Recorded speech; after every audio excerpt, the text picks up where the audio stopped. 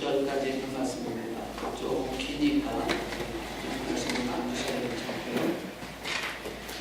여호수아 7장 1절에서 11절까지 있는 말씀입니다.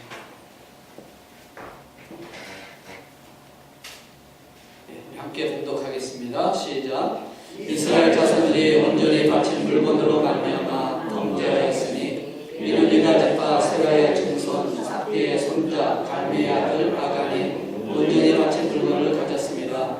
여호와께서 이스라엘 자손들에게 진노하시느니라.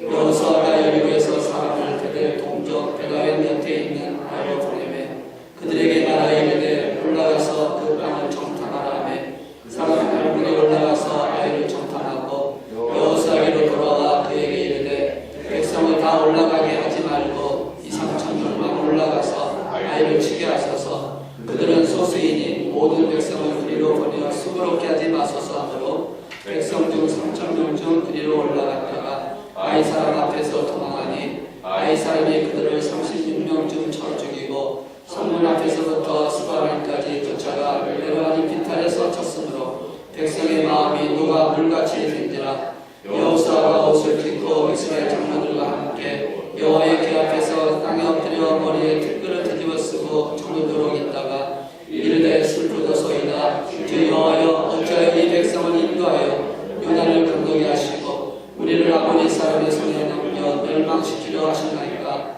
우리가 이런 족족을 만족하게 여겨 거절하였다면 좋을 뻔하였나이다.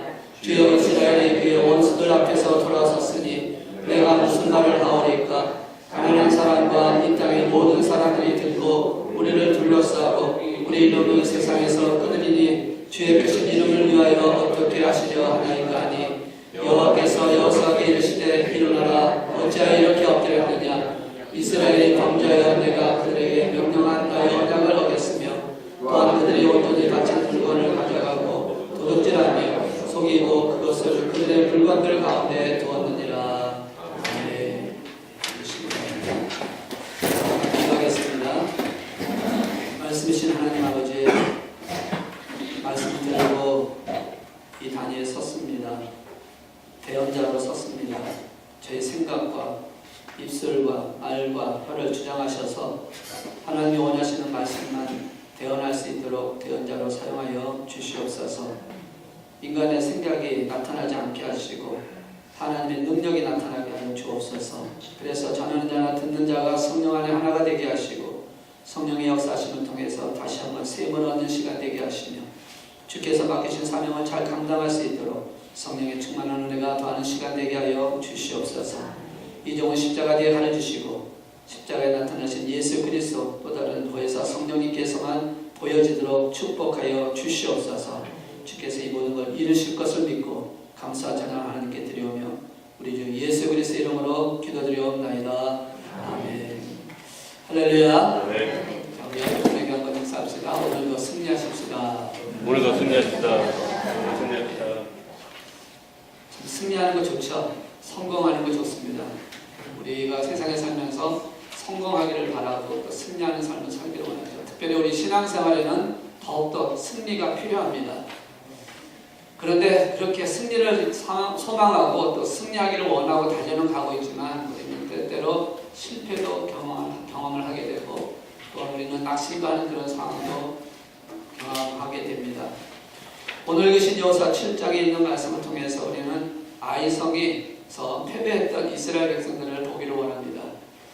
6장을 나누지 않았고 지금 5장을 나눈 다음에 6장으로 넘겨서 7장으로 지금 바로 왔습니다. 왜냐하면 6장에 있는 말씀을 한번 정리를 했기 때문에 그 말씀을 다시 증거하기보다는 7장에 있는 말씀을 통해서 우리가 가나안 땅에 들어갔을 때 일어날 수 있는 사건들, 그리고 우리가 신앙의 삶을 살아가면서 일어날 수 있는 사건들을 생각해 보면서 어떻게 그것을 이겨나가야 되는지, 그리고 어떻게 또 우리가 승리하는 삶을 살 수 있는지, 또 실패했을 때는 어떻게 해야 되는지를 우리가 살펴보면서 은혜와 도전과 그리고 살단할 수 있는 시간 되기를 주님으로 축복합니다.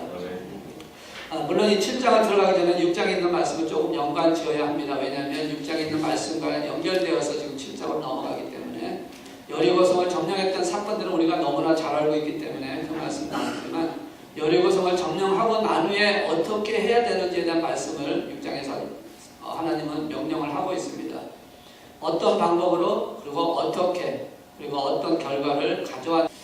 왜냐하면 이 여리고성 정복의 사건과 가정이 이 아이성에 심각한 문제를 대두시키는 일이 되었기 때문에 그렇습니다.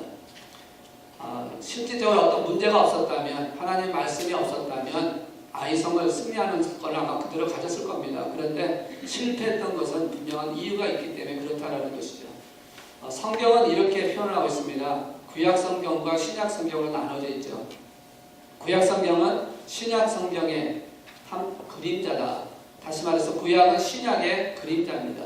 그리고 신약은 실제를 얘기를 하고 있다는 것이죠. 그래서 구약에 나와 있는 모든 사건들이나 모든 인물들은 신약에 대드는 예수 그리스도를 향한, 그리고 신앙에 대한 하나님의 복음에 대한 부분을 예표하고 있는 그림자다라고 표현할 수가 있습니다. 그렇게 골로새서 2장 16절에서 17절에 있는 말씀 보면 분명히 그렇게 설명을 하고 있고 말씀을 하고 있습니다. 그러므로 먹고 마시는 것과 절기나 초하루나 안식일을 이유로 누구든지 너희를 비판하지 못하게 하라. 이것들은 장래인의 그림자이나 몸은 그리스도의 것이니라 라고 말씀을 하고 있습니다. 그러니까 먹고 마시는 것, 절기나 초하루나 안식일이나 이런 구약성경에 나왔던 그런 모든 사건들은 그림자다라고 말씀하고 있습니다. 실제는 신약이다, 그리스도의 몸이다 라고 말씀을 하고 있다는 것이죠. 구약성경에 나오는 모든 인물들도 신약에 나오는 실제적인 사건을 예표하고 있는 그림자다라는 것이죠. 그래서 어떤 인물은 예수 그리스도에 대한 말씀을 하고 있고, 어떤 인물은 성령에 대한 역사를 표현하기도 하고, 어떤 인물들은 신앙의 삶을 살아가는 그리스도인들에게 보여지는 예표적인 사건으로 말씀을 하고 있다는 것이죠. 자, 우리가 예고에서 나와서 가나안 땅에 들어갔던 이스라엘 백성들을 통해서 우리는 신앙의 삶을 살아가는 저 여러분들을 보게 됩니다. 그리고 이끌었던 모세를 통해서 우리는 성령님과 예수 그리스도를 보게 됩니다. 여호수아를 통해서 역시 예수님과 성령님을 보게 된다는 것이죠. 그러니까 실질적으로 구약성경에 나오는 인물들을 통해서 우리에게 보여주고자 하시는 것은 신약시대에 일어날 사건들, 예수를 통해서 일어나야 되는 사건들, 그리고 신앙의 삶을 살아가는 저 여러분에게 부닥치는 그런 삶 속에 일어나는 일들을 어떻게 해결하고 어떻게 그것을 감당하고 어떻게 승리하면서 신앙의 삶을 성공하는 삶을 살아갈 수 있느냐. 주님께서 오실 때 우리가 모두 들림받는 역사를 만들어가기를 원하는 것입니다. 그래서 오늘 이 말씀을 통해서 실패를 통한 성공이다. 우리 삶 속에 신앙의 길을 걸어가는 동안에 많은 일이 일어날 텐데 그런 가운데 있다 할지라도 우리는 오늘 여기 있는 말씀을 통해서 그림자를 통해서 실제를 보여주는 이 말씀을 통해서 우리 삶 속에 이런 일이 생길 때에 어떻게 해결했는지 있는 것을 발견하면서 오늘 저와 여러분이 승리하는, 성공하는, 그리고 주신 10분의 40장과 마지막 땅끝까지 증거하는 그 사명을 감당하는 우리 교회로서 어떻게 이것을 이끌어 가야 하는지에 대한 말씀을 나누면서 도전과 은혜가 되는 시간 되기를 주의 이름으로 축복합니다. 구약성경에 나와 있는 많은 사건들은 주로 예수님을 말씀하고 있죠. 노뱀도 그렇고요, 반석도 그렇고요, 만나도 그렇습니다. 그래서 예수님 오시고 나서 이 모든 것들이 사라져버리고 맙니다. 근데 지금 잘못된 그런 단체들, 잘못된 그런 종교적인 관점을 갖고 있는 사람들은 자꾸만 구약에 있는 것을 지켜야만 된다라고 얘기를 합니다.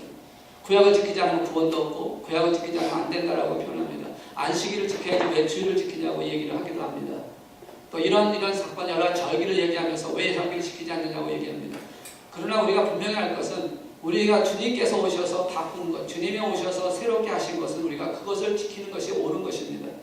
구약에 있는 것이 아무리 들다 할지라도 주님께서 바꾸셨다면, 실제이신 예수님께서 새롭게 변화시켰다면 우리는 그것을 쫓아가야 되는 것이고 그것을 지켜야 되는 것이고 그것을 우리는 감당해야 한다는 것이죠. 그것이 성경에서 말씀하고 있는 겁니다. 만약에 실제와 그림자가 있는데 그림자에다가 인사를 하는 사람은 어리석은 사람입니다. 실제에다가 인사를 해야 되겠죠. 오늘 우리가 주신 말씀을 통해서, 구약성경에 있는 말씀을 통해서, 그 말씀을 통해서 오늘 실질적으로 우리에게 무엇을 말씀하려고 하시는 것을 늘 우리는 기억하고 그 말씀을 통해서 도전이 되어야 된다는 것이죠. 자, 오늘 우리가 그렇게 되기 위해서는요, 이 가나안 땅이 무슨 의미를 갖고 있느냐를 우리 먼저 잠깐 생각해 보길 원합니다. 성경에서 말하고 있는 가나안 땅이 어떤 것이냐? 신약 성경에서는 이 가나안 땅에 대한 부분을 이렇게 표현을 하고 있습니다. 히브리서 3장 18절에 있는 말씀 보니까 이렇게 표현하고 있는데요. 또 하나님이 누구에게 맹세하사 그의 안식에 들어오지 못하리라 하셨느니 곧 순종하지 아니하던 자들에게가 아니냐. 안식에 들어오지 못하리라 하셨느니 그들은 누구냐? 순종하지 아니하던 자들이었다랍니다. 근데 그 앞에 있는 말씀 보시면 가나안 땅에 들어가는 이스라엘 백성에 대한 얘기를 하고 있습니다. 그러니까 이 가나안 땅은 지금 안식을 얘기하고 있다는 것입니다. 가나안 땅은 안식하는 곳이라는 것을 말씀을 하고 있다는 것입니다. 애굽에서 나와서 이스라엘 백성들이 그 광야를 지나서 고난 속에 주님의 하나님의 인도하심을 따라서 모세를 지도자로 해서 그런 모든 과정을 거쳐서 가나안 땅에 들어가는 것, 그리고 그 가나안 땅에 들어가서 그리고 그런 가나안 족속과 싸우는 그런 모든 과정을 통해서 정착하는 그 과정이 하나님께서 안식하는 것을 의미로, 그림자로 그 실체적인 안식에 대한 부분을 보여주고 있는 사건이다라는 말씀이에요. 그러니까 안식을 하기 위해서 그렇게 가야 한다는 것입니다. 그러니까 이 안식은 세 가지 의미를 포함하고 있는 것입니다. 이 가나안 땅이라는 것은 안식에 대한 것을 표현하고 있는데 세 가지 의미가 있는데, 첫째는 뭐냐면 실질적인 역사적인 사건으로 일어났던 사건이라는 안식이라는 것입니다. 이스라엘 백성들이 가나안 땅에 들어가서 정착하게 된 사건을 얘기하고 있다는 것이죠. 그래서 더 이상의 방황은 없어진 것입니다. 더 이상의 이동은 없는 것입니다. 그 땅은 하나님의 약속으로 주신 땅이기 때문에 그곳에서 영원히 안식하기 위해서 주신 땅이었다라는 첫째 의미가 있고, 둘째는 우리가 겪어야, 우리 신앙인들이 걸어야 할 그 부분에서 일어나는 안식입니다. 비록 우리가 이 세상에 살고 있지만 우리는 하나님 안에 있기 때문에 우리는 이 세상에서 안식을 누려야 한다는 것이에요. 평안을 누려야 한다는 것입니다. 기쁨을 가져야 한다는 것입니다. 예수를 만나고 살아가는 사람에게는 비록 세상에 살고 있을지 할지라도 그 안에 기쁨과 감사와 평안이 있어야 한다는 것이에요. 그런 의미를 갖고 있는 것입니다.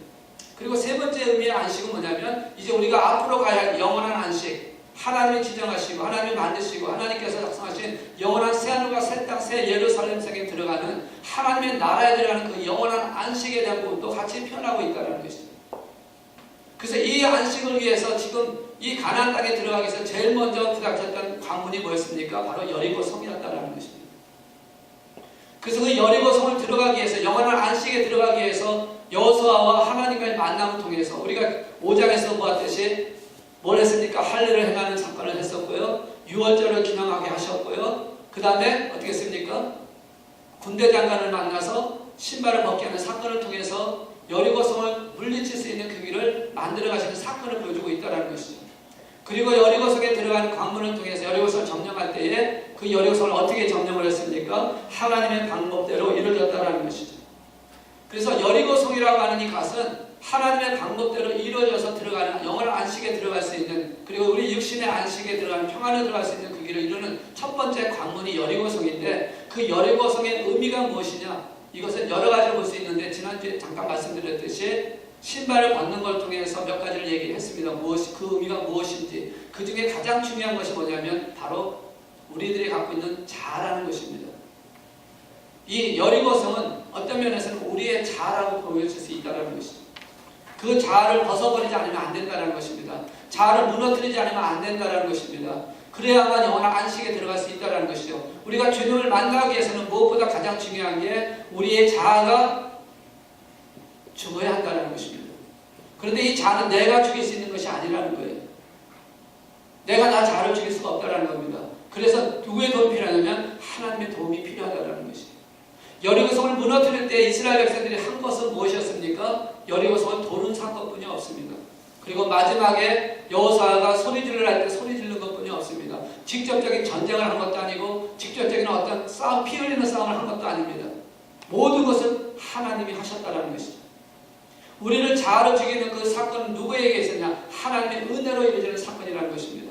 하나님께서 우리에게 오시기 위해서 우리에게 믿음을 허락하시는 은혜를 통해서 우리가 예수 그리스도를 나의 구원자로 영접하는 순간에 내 자아가 죽어가기 시작하는 것입니다. 그것을 이렇게 표현하고 있습니다. 마태복음 16장 24절에 보시면 이에 예수께서 제자들에게 이르시되 누구든지 나를 따라오려거든 자기를 부인하고 자기 십자가를 지고 나를 따를 것이니라 라고 말씀합니다.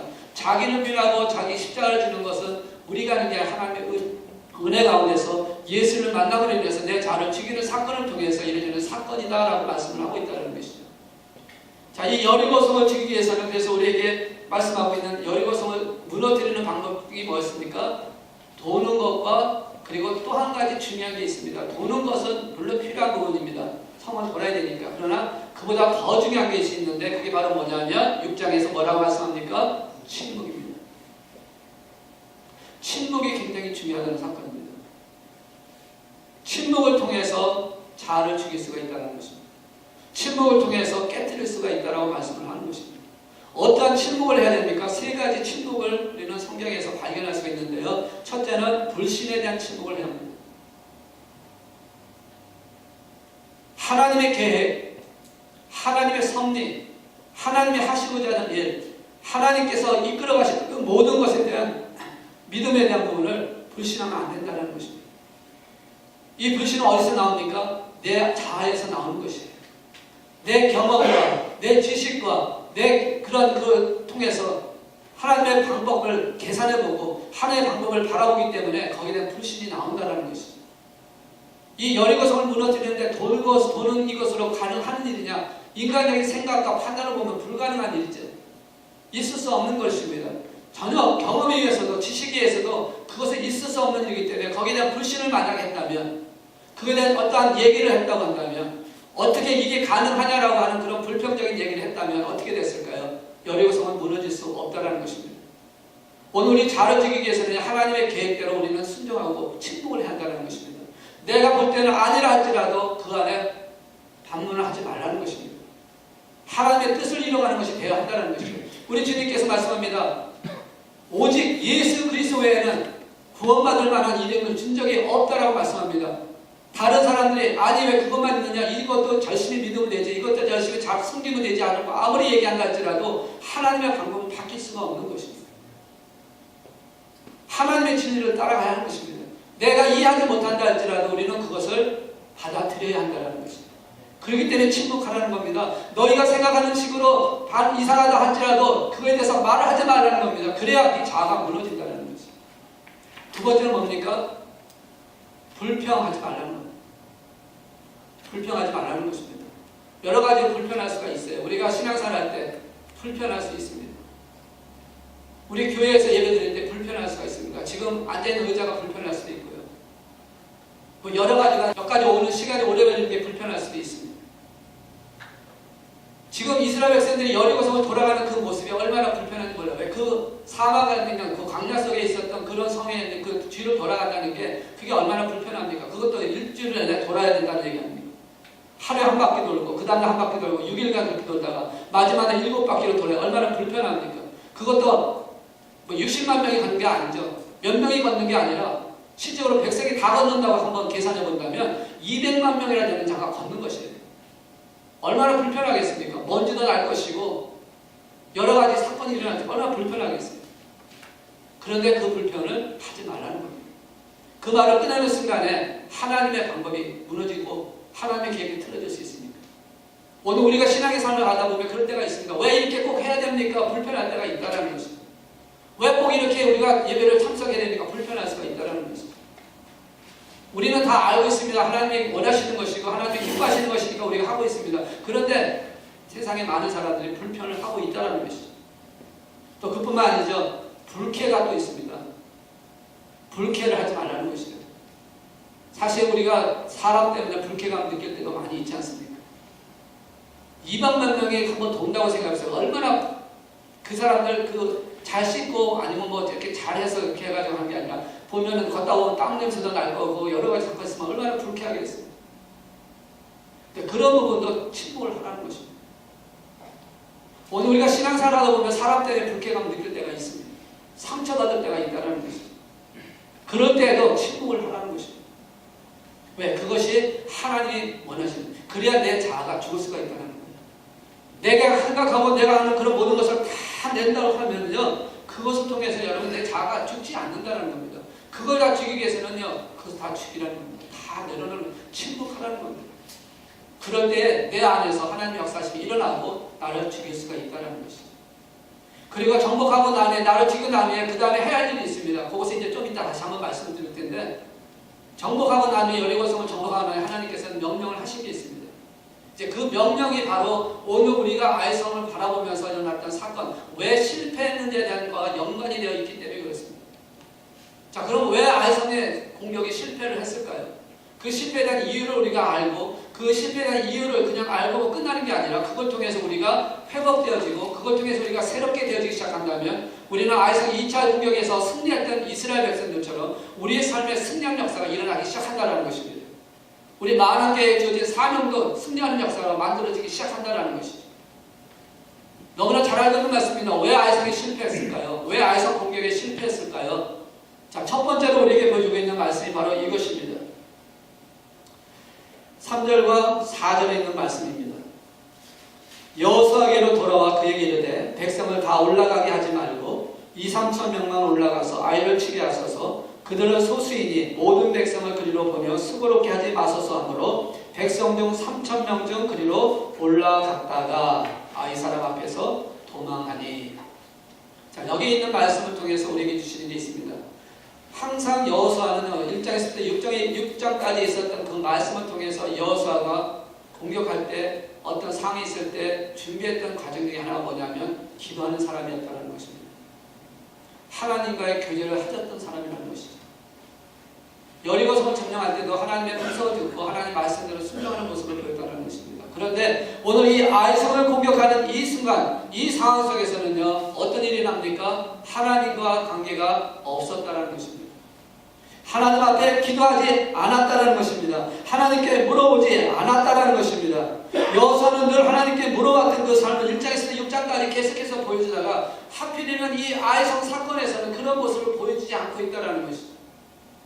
왜 그런 일이 일어났을까? 이 아이성이라고 하는 것이 작은 것이었으니까 3절에 있는 말씀 보시면 아이는 작다라고 얘기합니다. 그들은 소수라고 얘기합니다. 작은 것이니까 마치 시골 동네 같은 그런 모습이라는 것이죠. 여리고성은 아주 큰 장대한 도시와 같은 그런 모습이었다면 난공을 했던 여리고성을 승리했던 그들에게 아이성같이 조그만 시골 마을 같은 데 보니까 너무 쉽게 봤을 수 있다는 것이죠.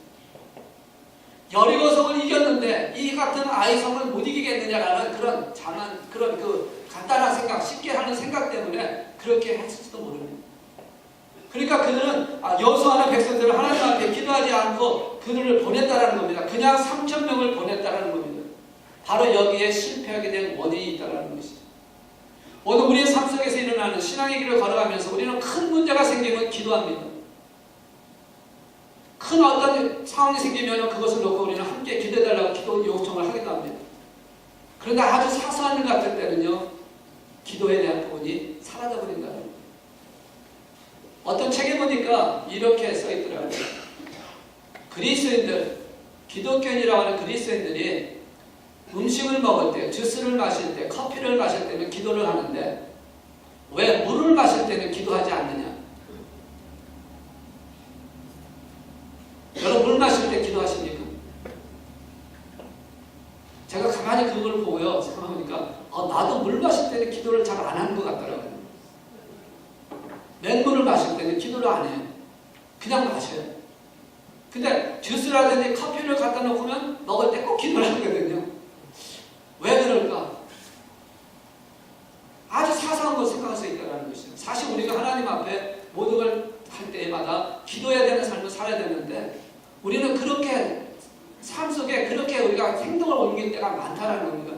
큰 일은 하나님께 기도해가지고 그 응답을 받아야 되고 하나님의 뜻을 찾아야 되고 하는데 보통 좀 사소한 일이라고 생각되는 것, 작은 일이라고 생각하는 것은 하나님과 관계를 갖지 않고도 충분히 그냥 할 수 있는 모습이 되어진다는 것이죠.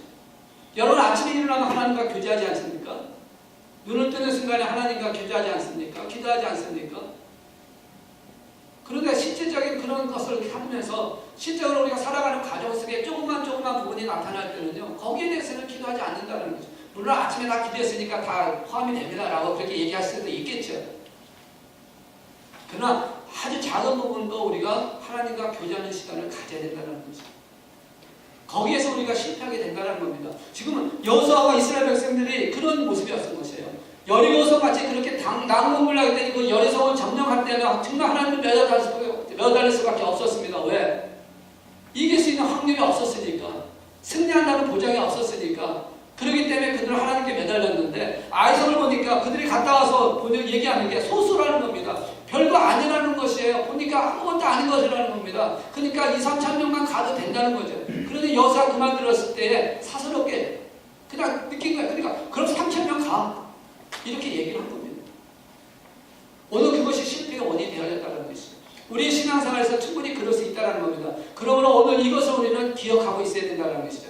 앞으로 우리가 어떤 일을 했을 때 만약에 실패가 왔을 때 어떤 문제가 생겼다면 우리는 하나님 앞에 기도하는 모습으로 다시 회복되는 역사를 만들어 가야 한다는 것입니다. 자, 그 실패했을 때 그다음 어떻게 됩니까? 6절에서부터 9절에 있는 말씀을 통해서 여호수아가 하나님 앞에 기도하는 장면을 표현하고 있습니다.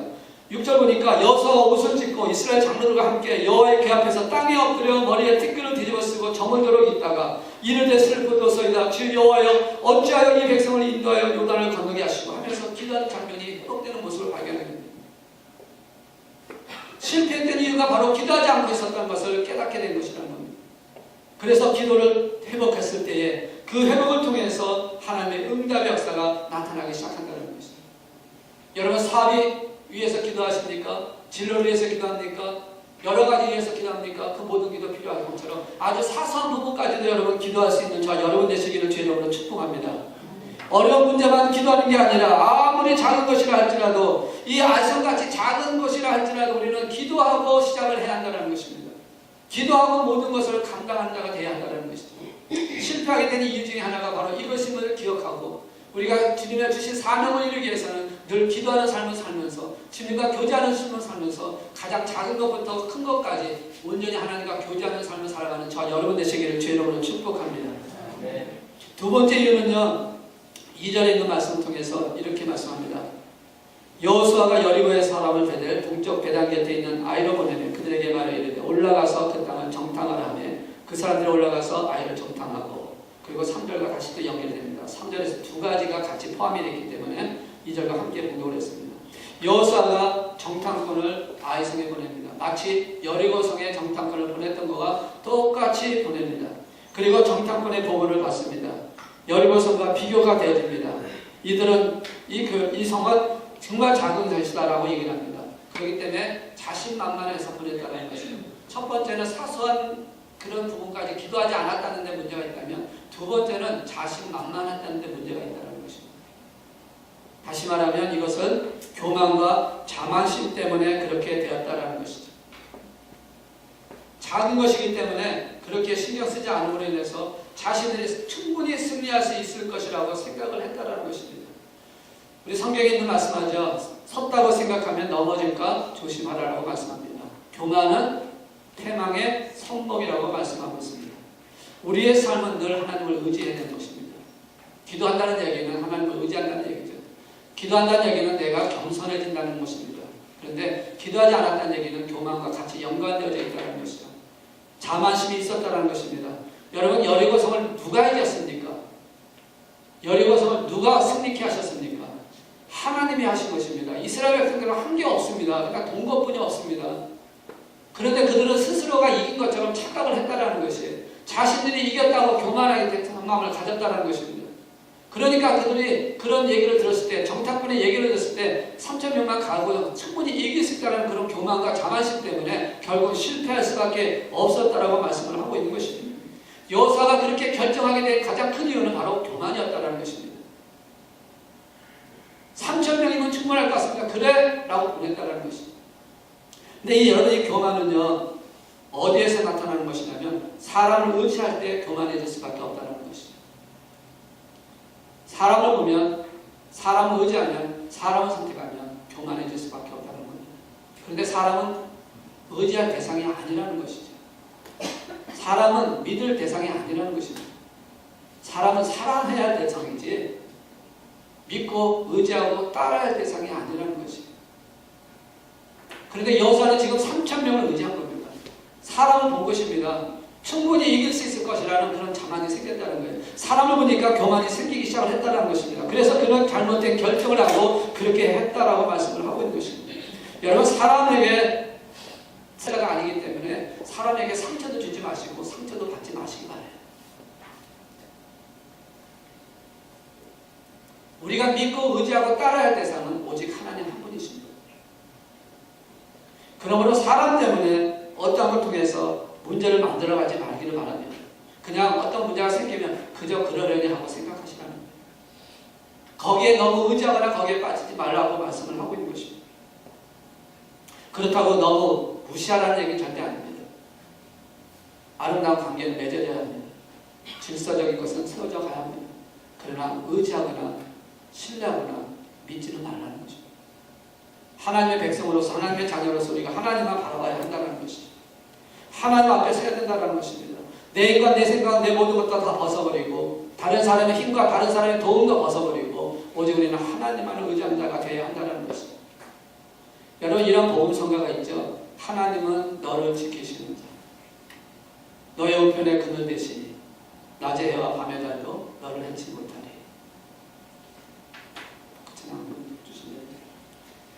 가사를 띄우지 않습니다. 그래서 여러분 대부분 다 아시리라고 생각합니다. 다른 건 필요 없어요. 나의 산성, 나의 반성, 나의 요새 대신 그분만을 바라고 그분만을 의지할 수 있는 저 여러분의 것입니다. 하나님은 너를 지키시니 너의 우편에 그늘 되시니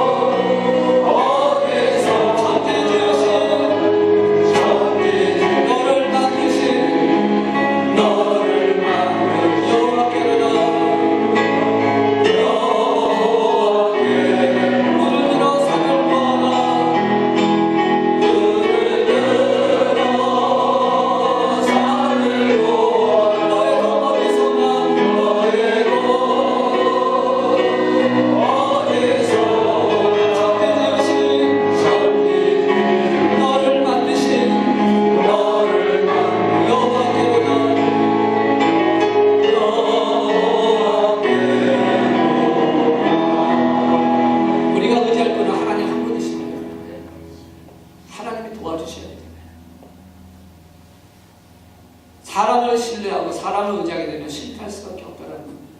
물론 도움이 될 수도 있습니다. 그러나 온전한 도움이 아니라는 것이죠. 우리가 신앙생활하면서 사람 보고 신앙생활 하지 마시기 바랍니다. 오직 주님 보고 신앙생활 하시고 하나님만 의지하고 신앙생활 하셔야 됩니다. 하나님만이 도움을 주실 수가 있습니다. 하나님만이 지켜주실 수 있습니다. 하나님만이 우리를 이끌어 가실 수가 있는 것입니다.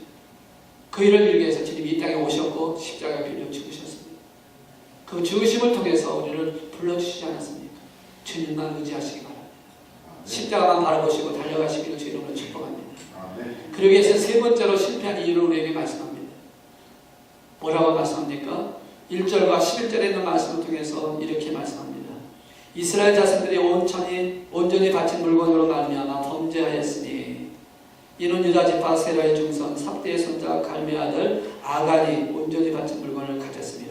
그렇게 말씀하고 있고 11절에 있는 말씀 보면 이스라엘이 범죄하여 내가 그에게 명령한 나의 언약을 어겼으며 라고 말씀합니다. 자, 세 번째로 실패한 이유가 바로 무엇이냐면 하나님의 말씀에 불순종했다는 것입니다. 불순종이 바로 실패의 원인이 되었다고 말씀합니다. 그 불순종을 한 자가 누굽니까? 아간이라고 하는 자입니다. 200만 명 중에 단 한 명이 불순종했습니다. 그런데 아이성을 실패했습니다. 이 아간이 누굽니까? 이 말씀을 보니까 이렇게 족보를 얘기하고 있습니다. 유다 지파 세라의 증손 삽대의 손자 갈미의 아들. 성경에 보시면 이렇게 족보까지 기록을 하는 것을 보면 뭔가 의미가 있다는 것이죠. 뭘 말씀하는 것일까? 죄의 뿌리가 있다는 겁니다. 죄의 근본적인 원인이 있다는 것입니다. 여기 지금 유다는 누굽니까? 야곱의 그리고 유다가 돌아올 때 다말이라고 하는 며느리가 있었어요. 유다가 돌아올 때에 다말이라는 며느리가 이 유다와 함께 동침을 하는 사건이 일어납니다. 며느리와 시아버지가 분류를 한 것이죠. 그래서 태어난 아이가 누구냐면 바로 세라입니다. 근본적인 죄의 시작을 말씀하고 있다는 거죠. 이걸 다르게 표현한다면 우리 안에 있는 죄의 근본적인 뿌리가 남아있다는 것을 기억하라는 것입니다. 우리는 언제든지 불순종할 수 있는 존재라는 것을 말씀을 하고 있다는 것이죠. 지금 이 아가를 통해서 우리에게 말씀하고 있는 것이 바로 무엇이냐면 불순종입니다. 무엇을 불순종했습니까? 어떤 명령이었기에 불순종을 했습니까? 아까 말씀드렸어요. 6장에 가서 이것을 찾아봐야 합니다. 무엇을 불순종했는지 6장 18절과 19절에 있는 말씀을 보면 이렇게 표현을 하고 있습니다. 너희는 온전히 바치고 그 바친 것 중에서 어떤 것이든지 취하여 너희가 이스라엘 진영으로 바치는 것이 되게 하여 고통을 당하게 되지 아니하도록 오직 너희는 그 바친 물건에 손대지 말라. 은금과 동철 기구들은 다 여호와께 구별된 것이니 그것을 여호와의 곳간에 드릴지니라 하니라 라고 말씀합니다. 이 말은 무슨 말이냐면 여리고성을 점령하고 났을 때 얻어지는 모든 전리품들이 누구의 것이다? 하나님의 것이다 라고 말씀합니다. 여리고성을 점령했을 때 가져오는 그 모든 전리품들은 하나님의 것이다 라고 말씀합니다.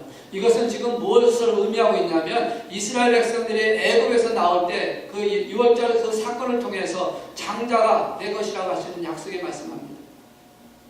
모든 동물의 첫 소산은 내 것이다 라고 하는 말씀을 하고 있습니다. 하나님께서 원하시는 것은 모든 것의 첫은 다 하나님의 것이라고 명령하셨고 그것을 건들지 말라라고 말씀을 하고 있다는 것이죠. 여리고성을 점령했을 때도 이것은 바로 가나안 땅에 대한 안식에서 첫 성이었고 이 승리는 하나님의 것이라고 말씀을 하는 것입니다. 하나님의 것이기 때문에 너는 이것을 건들지 말라라고 말씀을 하고 있는 것입니다. 어떤 것이 되든 그것은 내 것이라고 말씀하는 것입니다. 그리고 나머지 것은 이제 다음에 일어난 사건을 통해서는 전리품을 나누게 하시는 그것을 다 갖게 하시는 하나님의 계획을 보고 있다는 것이죠. 그런데 아가는 지금 어땠습니까? 그렇게 하나님이 명령하셨던 모든 것이 하나님의 것이었다라고 하는 이것을 놓치고 있다는 것이죠.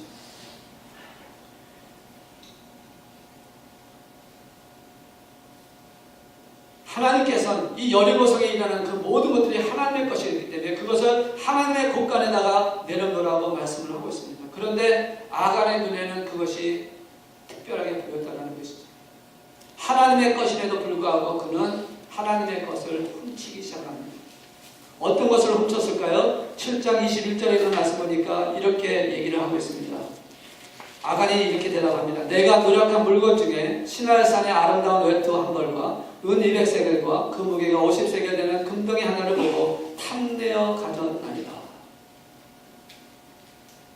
다른 백성들은요 하나님의 것이라고 하는 말씀을 들었기 때문에 그것을 갖고 전부 하나님의 곳간에 갖다 놓으려고 열심히 하는데 이 아간이라는 자가 딱 그것을 보면서 탐심이 생겼다는 겁니다.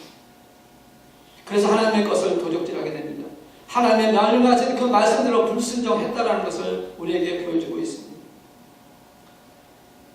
이거 하나쯤이야 어떻겠느냐라고 생각할 수가 있겠죠. 200만 명 중에 한 명이 지금 실패했는데 하나님 너무하지 않습니까? 라고 생각할 수도 있습니다.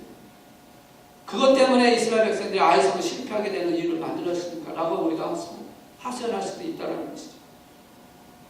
그런데 하나님은 그 하나까지도 그 작은 것 하나까지도 하나님 명령에 불순종할 때는 하나님께서는 그에 대한 대가를 찾으신다는 것입니다. 오늘 우리가 실패하게 되는 이유 중에 하나가 바로 이런 때가 참 많다는 것입니다. 이것 좀 괜찮지 않습니까? 이렇게 하는 것은 괜찮지 않습니까? 이거 하나쯤인데 왜 하나님 이것까지도 그렇게 하십니까? 그렇게 충분히 얘기할 수가 있다는 것이죠. 그런데 하나님께서는 그것조차도 원하시지 않는다는 것입니다. 가장 작은 것이라고 생각하는 것조차도 하나님께서는 그것에 명령에 순종하기를 원하신다는 것이죠. 하나님 말씀대로 순종하는 자는 찾고 계신다고 말씀을 하고 있는 것입니다. 우리가 쓰러지는 거는요, 큰 것에 쓰러지기보다는 작은 것에 쓰러지는 자가 되어진다는 것입니다. 작은 일에 오히려 더 불순종할 때가 많다는 것입니다. 쉽게 생각할 수가 있다는 것입니다. 하나님께서 말씀하신 가장 중요한 포인트는 첫 것은 하나님께 드리라는 것입니다. 처음 것은 하나님께 드리라는 것입니다. 여러분, 첫 주일의 첫날이 무슨 날입니까? 주일입니다. 이 날을 하나님께 드려야 한다는 것입니다. 하나님께서 안식하셨던 그 날이 언제입니까? 엿새 동안 일을 하시고 마지막 그 다 끝내시고 나에 안식을 하시는 7일째가 안식을 하셨습니다. 그런데 사람은 언제 안식을 시작합니까? 일하고 나서 안식한 게 아니라 사람은 언제 했습니까? 여섯째 날 만드셨다는 거예요. 그리고 안식하고 시작을 하기 시작했다는 것입니다. 우리 사람은 하나님께 드리는 것이 먼저야 한다는 것입니다. 그것이 먼저 시작이 돼야 한다는 것입니다. 여리고성을 들어갈 때 하나님 나라에 들어가는 그 첫날을 바로 그걸 통해서 하나님께 드리고 그 다음에 나머지 아이성을 통해서 가나안 땅을 점령하는 그 모든 것들을 너희가 누리라는 것이었습니다. 그것 통해서 너희가 행복해하라는 것이었습니다. 그것 통해서 기쁨을 가지라는 것이었습니다. 그러나 그 첫째 날 첫 번째 그것을 하나님께 드리라고 말씀하는 것입니다. 출애굽기에 있는 말씀과 역시 똑같은 것이죠. 이스라엘 자손 중에서 사람이나 짐승을 막론하고 태어나서 처음 난 것은 다 거룩히 구별하여 내게 돌리라. 이는 내 것이니라 하고 말씀하신 것처럼 우리의 시작은 다 하나님의 것이라는 겁니다. 생명이 태어날 때부터 시작은 하나님의 것이라는 거죠. 이것을 놓쳐버리면 실패할 수밖에 없다고 말씀을 하고 있는 것입니다. 다시 말해서 이 아간이라고 하는 것이 그 사람의 문제가 아니라 어쩌면 아간이라고 하는 것이 바로 나의 문제이기도 하는 것입니다. 아간이 바로 내 자신이라는 것입니다. 내게 사소한 것, 이게 하나쯤이야 괜찮지 않겠느냐. 어떤 이런 얘기가 있더라고요. 어떤 왕이 그 자기 신하들에게 좋은 포도주를 갖고 와서 같이 잔치를 하자. 그러니까 각자 포도주를 하나씩 명령을 했어요. 신하들이 다 포도주를 하나씩 가져왔습니다. 그리고 마셨는데 제일 맛없는 포도주를 마시는 파티가 됐다고 얘기합니다. 왜 그랬을까요? 다른 사람이 좋은 거 가져오겠지. 나는 물 가져와도 상관이 없겠지. 다른 사람이 다 좋은 거 가져올 테니까. 그렇게 생각하시게 됩니다. 오늘 우리가 하나님 앞에 가장 작은 것을 드리지 못하면, 하나님 앞에 가장 처음 것을 드리지 못하면 실패할 수밖에 없다는 거예요. 정말 여러분이 생각할 때 가장 좋은 것이 무엇입니까? 그 좋은 것을 하나님께 드릴 수 있는 자 여러분 되시기를 주님 축복합니다. 명령대로 순종하는 것이 가장 좋은 것을 드리는 것입니다. 하나님 말씀대로 순종해 가는 것이 가장 좋은 것을 드리는 것이라고 말씀을 하고 있는 것입니다. 이 아간에게 말합니다. 하나님은 다시 한번 기회를 줬습니다. 이 아간의 그 원인이 무엇인지를 발견하기 위해서 하나님께서는 여호수아에게 제비를 뽑으라고 얘기를 합니다. 여러분, 제비 뽑는 것은 한 번에 이르는 사건이 아니라 오늘 여기 보시면은 계속해서 제비 뽑는 게 여러 가지가 나오고 있습니다. 16절에 보시면 이에 여호수아가 아침 일찍 일어나서 이스라엘을 그의 지파대로 가까이 나오게 하였더니 유다 지파가 뽑혔고, 일단 지파를 뽑게 됩니다. 자, 이렇게 해서 문제를 원인을 찾으려고 한다면 아간이 이렇게 했어야 되잖아요. 아, 내가 범죄했구나, 내가 잘못했구나. 그리고 와서 바로 회개를 했다면, 바로 고백을 했다면, 제비 뽑는 그 일을 하지 않고 하나님 앞에 나와서 여호수아에게 가서 내가 그렇게 했습니다라고 고백했다면 하나님께서 그를 용서해주지 않았을까? 그런데 그는 자신에게 오는 데까지, 자신에게 제비 뽑는 그 올 때까지 그는 나타나지 않았습니다. 계속 숨기고 있었다는 것입니다. 여러분, 사소한 작은 일에서도 하나님 앞에 순종하지 못하는 얘기, 다시 말하면 뭐냐면 하나님을 무시하는 겁니다. 하나님의 명령을 무시하는 것입니다. 오늘 우리가 그렇게 되지 않기를 주의 이름으로 축복합니다. 그래서 정말 하나님이 원하시는 대로 우리가 순종하고 그 순종을 통해서 우리가 일어서기를 원합니다. 바로 이 세 가지 실패원을 통해서 우리에게 쓰러지고 넘어지고 그것을 끝내는 것이 아니라 하나님께서 다시 한번 우리에게 희망을 주시고 승리할 수 있는 길을 만들어 가신다는 것입니다. 그것이 이제 마지막으로 결론적으로 말씀드리면 10절에 있는 말씀입니다. 10절에 있는 말씀 보니까 이렇게 말씀합니다. 여호와께서 여호수아에게 이르시되 일어나라, 어찌하여 이렇게 엎드렸느냐. 실패의 원인을 발견하고 실패의 원인 때문에 성적이 낙심하고 좌절하고 있는 이 여호수아에게 하나님 말씀합니다. 일어나라는 거죠. 오늘 저는 여러분에게 이렇게 말씀을 준다며 끝을 내기를 원합니다. 일어나라는 겁니다. 우리 만학교에 다시 한번 일어나자는 것입니다. 지금까지 우리가 어떻게 달려왔든, 혹시 우리 삶 속의 신앙생활에서 어떤 모습이 되었든 간에 그 모든 것을 이제 내려놓고 이제 그 모든 것에서 원인이 바로 이 세 가지의 것을 기억하시고, 대부분의 모든 원인이 바로 이 세 가지에 다 포함이 되어 있습니다. 실패하는 이유 중에 그 하나씩 다 걸려있다는 것입니다. 이 세 가지를 우리가 기억하시고, 넘어졌을 때, 실패했을 때, 어떤 문제가 생겼을 때 이것을 통해서 깨닫고 하나님 앞에 돌아와서 회개하고 일어서는 역사가 일어나기를 주님으로 축복합니다. 일어서면 하나님께서 세워주신다고 말씀하고 있습니다. 하나님께서는 심판을 통해서 쓰러뜨리려고 하시는 것이 아니라 우리를 일으켜주시기를 원하고 계신다는 것이죠. 세워주기를 원하고 계신다는 것입니다. 성경에 보시면 일어나라고 하는 단어를 몇 번 쓰고 있는데요, 그 중에 사람에게 쓰고 있는 단어는 7번이 나옵니다. 대상이 있는 사람에게 직접적으로 하는 그 일어나라 하는 말씀 7번이 나옵니다. 바로 첫 번째로 나온 게 바로 오늘 여호수아에게 일어나라는 말씀입니다. 그리고 사사기에 가서 보시면은 그 드보라가 바락에게 일어서라고 하는 표현이 나옵니다. 하나님 말씀을 갖고 그 다음에 엘리야에게 하나님께 찾아오셔서 일어서라고 하는 것이 2번이 나옵니다. 그리고 신약성경으로 가서 보시면 그 베드로와 요한이 성전 앞에 있었던 안드레에게 일어나라라고 명령합니다. 예수님께서 나의 과거의 아들 죽었을 때 일어나라고 명령합니다. 다시 말해서 모든 실패 속에 절망 속에서 좌절 속에 있었던 그 모든 것들에 관해서 하나님은 말씀하기를 일어나라고 말씀하고 있다는 거죠. 회복하게 된다는 것입니다. 일어난다는 얘기는 승리했다는 얘기입니다. 승리할 수 있다라고 말씀하는 것입니다. 오늘 저 여러분이 일어날 때 승리하는 역사가 일어날 줄로 믿습니다. 하나님 우리에게 힘을 주실 줄로 믿습니다. 오늘 우리의 원인이 무엇인지를 알기 때문에 일어서게 하신 역사를 만들어 주신다는 것이죠. 다시 시작하라는 것입니다. 다시 달려가라는 것입니다. 이제는 내가 너와 함께 하겠다고 말씀합니다. 나를 의지하라고 말씀합니다. 내 말씀에 순종하라고 말씀합니다. 나와 함께 교제하자고 말씀하는 것입니다. 그리고 교만하지 말라고 말씀합니다. 그것을 이룰 수 있는 저 여러분이 된다면 주님께서는 우리를 승리케 하는 길을 만들어 주시겠다는 것이죠. 성공하는 인생으로 만들어 주시겠다는 것입니다. 우리 마랑교회가 가야 할 길이 있습니다. 사명이 있습니다. 10분의 40년을 향해서 가야 되고 땅 끝까지 복음을 전하기 위해서 가야 됩니다. 그 일을 위해서 우리가 일어서야 된다는 것입니다. 내가 함께 하겠다고 말씀합니다. 기도하라는 것입니다. 교만하지 말고 겸손하게 말씀대로 순종하고 가면 그 모든 것을 여리고성을 무너뜨렸던 것처럼 아이성에 실패했다 할지라도 다시 세워서 승리하게 하시는 은혜처럼 우리를 그렇게 이끌어 주시겠다고 오늘 이 말씀을 통해서 우리에게 약속하고 계신다는 것입니다. 이 약속을 붙드는 저와 여러분 되시기를 주님으로 축복합니다. 우리 일어섭시다. 다시 시작합시다. 다시 달려갑시다. 하나님의 약속을 이루실 것이고 그 하나님 앞에 우리가 말씀대로 순종하면 분명히 놀라운 역사를 만들어 주실 것입니다. 오늘 그 마음을 우리에게 달라고 주님 내 삶 속에 어떠한 일이 지금 있다 할지라도 어떤 상황이 있다 할지라도 지금 내 생활에 아니면 어떤 것이 있더라도 넘어졌다 할지라도 이제 우리는 이 안에 다시 회복하게 하시는 하나님의 능력이 있으니까 주님께서 나를 세워주실 것이라는 확신을 갖고 우리 한번 부르짖어 기도합시다. 주님을 바라보며 기도합시다. 주님을 의지하며 기도합시다. 폭풍이 오고 풍랑이 오고 어떤 상황이 온다면 우리 주님은 우리 손을 붙잡고 일어나라라고 말씀합니다. 일어나며 일어나라는 것입니다. 일어나라는 것이에요. 넘어져 있지 말고 포기하지 말고 좌절하지 말고 낙심하지 말고 불평하다고 해서 불평하지 말고 주님을 들고 일어서라는 것입니다.